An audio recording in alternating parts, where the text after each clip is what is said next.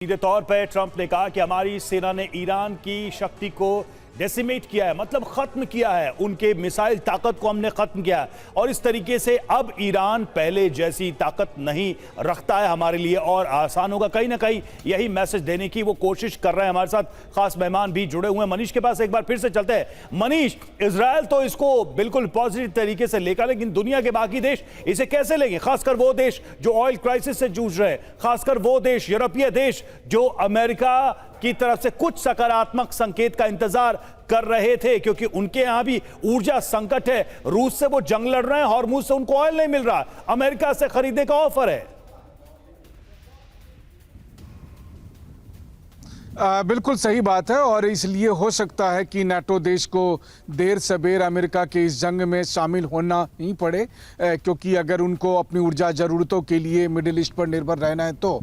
लेकिन हाँ, मैं युद्ध क्षेत्र में रहकर एक मन में ये सवाल बार बार आता है कि जब प्रेसिडेंट ट्रंप ये कहते हैं कि हमने नेवी उसकी ख़त्म कर दी है, तो ये हॉर्मुज पर जो अभी कंट्रोल ईरान की तरफ से है या हॉर्मुज को जो डिस्टर्ब कर रहा है वो कौन कर रहा है? आर्टिफिशियल इंटेलिजेंस के लोग, आर्टिफिशियल इंटेलिजेंस हो रहे हैं। जब प्रेसिडेंट ट्रंप कहते हैं कि हमने उनके एयरफोर्स को ख़त्म कर दिया है, तो 2000 किलोमीटर दूर यहाँ इजराइल में मिसाइल कौन भेज रहा है? जब प्रेसिडेंट ट्रंप ये कहते हैं कि हमने उनकी मिसाइल सिटी ख़त्म कर दिया, उनके हथियार ख़त्म कर दिए हैं, तो फिर इतनी भारी मात्रा में बैलिस्टिक मिसाइल और क्रूज मिसाइल के जरिए जिस तरीके से अरब देशों पर और इजराइल पर अटैक हो रहा है, तो ये फिर कौन कर रहा है? ये सारे सवाल हैं जो वाजिब सवाल हैं और युद्ध क्षेत्र से उठने वाले सवाल हैं कि जब व्हाइट हाउस में बैठकर वो ये दावा करते हैं कि हमने ईरान की इतनी हालत पस्त कर दी है कि अब ईरान जमींदोज होने की स्थिति में है, तो उस वक्त इजराइल में रहकर मेरे मन में ये बार बार सवाल आता है कि पिछले 24 घंटे के अंदर 12 बार से अधिक बार हमले हुए और इतनी लगातार हमले हो रहे थे। मतलब समझिए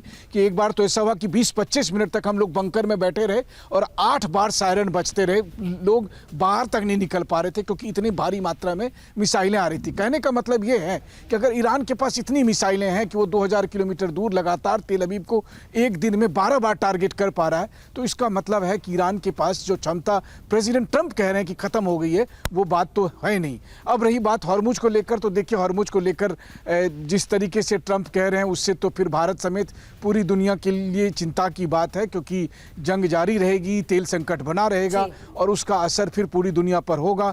अब इसमें प्रेसिडेंट ट्रंप का साथ देने के लिए कौन आते हैं, चाहे मिलिट्री वाइज आए या फिर डिप्लोमेटिकली ईरान से ये बात कहा जाए कि भैया तुम अमेरिका और इजराइल से लड़ते रहो, हमसे क्या दुश्मनी है, पूरी दुनिया ईरान को मनाए कि हमें बख्श दो। तो या तो यही उपाय है या नहीं तो फिर है कि हमेशा की तरह जैसे इराक वॉर में हुआ, अफगानिस्तान में हुआ, नाटो ना चाहकर भी मन मार कर भी सही। बिल्कुल मनीष, वैसे हालात यहाँ पर बनते हुए नजर आएंगे जैसे इतिहास में देखने को मिला था। और ईरान तो वैसे भी कह चुका है कि उसके पास इतनी क्षमता है कि वो युद्ध में अभी भी डटा रह सकता है। ये साफ तौर पर अब्बास अराक्ची कह चुके हैं।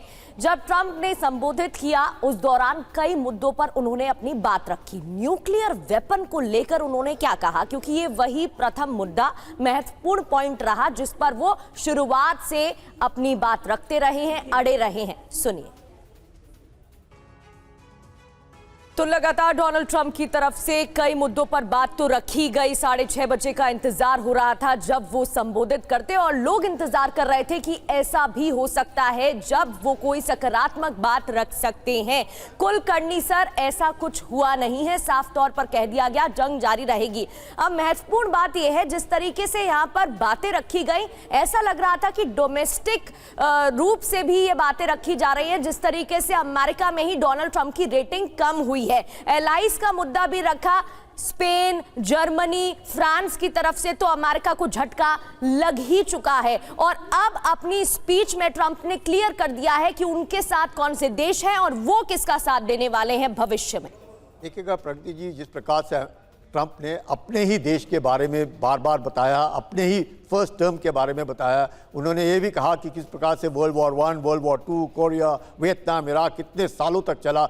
ये सिर्फ 32वां दिन है वो कह रहे हैं और उस 32वें दिन में उन्होंने पूरा का पूरा ईरान जो है मिलिटरीली, वो कह रहे हैं, उसको बर्बाद कर दिया है, मिलिटरीली बर्बाद कर दिया है। अगर उन्होंने मिलिटरीली बर्बाद किया है 32 दिन में, तो उनका ये मानना है कि अगले 2-3 हफ्ते में जिस मकसद से वो चले हैं वो मकसद हल करने में कामयाब होंगे। जहाँ तक तेल का सवाल है उसको लेकर के वो बार बार कहते हैं कि उन्हें तेल की ज़रूरत जरूरत नहीं है। उन्होंने यकीन किया है कि तेल अमेरिका में काफ़ी है, जिसको तेल चाहिए वो अमेरिका से भी खरीद सकता है। तो स्ट्रेट ऑफ हॉर्मूज को लेकर के उन्होंने एक तरीके से एम्बिग्विटी, एक एम्बिगुअस सिचुएशन दिया है कि मैं हूं, पर अगर मेरे ही कंधे से गोली चलाएंगे तो आप बुरा ना माने, आपको आना पड़ेगा। न्यूक्लियर वाले पॉइंट पे मैं वापस आना चाहता हूं। उन्होंने पुरानी सरकारों से तुलना भी की और कहा कि देखिए, पहले के लोग ईरान का खतरा बताते रहे, दिखाते रहे कि उनके पास एटॉमिक वेपन हो सकता है और यह खतरा है, लेकिन किया किसी ने कुछ नहीं।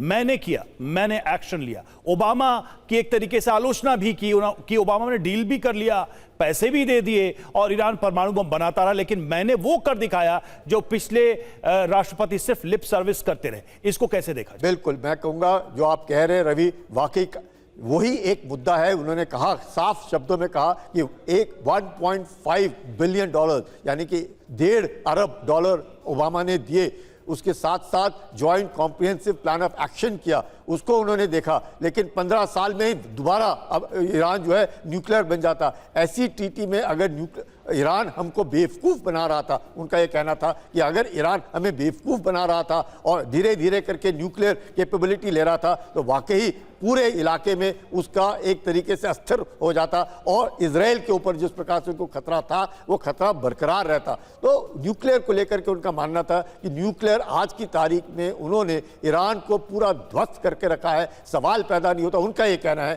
कि कम से कम न्यूक्लियर को लेकर के ईरान उठ नहीं सकता है, चाहे वो 50 साल हो, जैसे भी हो, लेकिन उसमें जरूर उनको एक तरीके से उनका जो लक्ष्य था वो उन्होंने प्राप्त किया, जिसके लिए उन्होंने अपना पुराना जो ऑपरेशन था 12 दिन का, उसका भी जिक्र किया। अब एपिक फ्यूरी को लेकर के जिस प्रकार से उन्होंने कहा कि उन्होंने न्यूक्लियर को लेकर के कम से कम ईरान को उस स्थिति पर जा पहुंचा है कि ईरान वहां से कम न्यूक्लियर को लेकर के उभर नहीं सकता है। और पूरे विश्व में जो एक वो बार बार कहते हैं कि ऐसी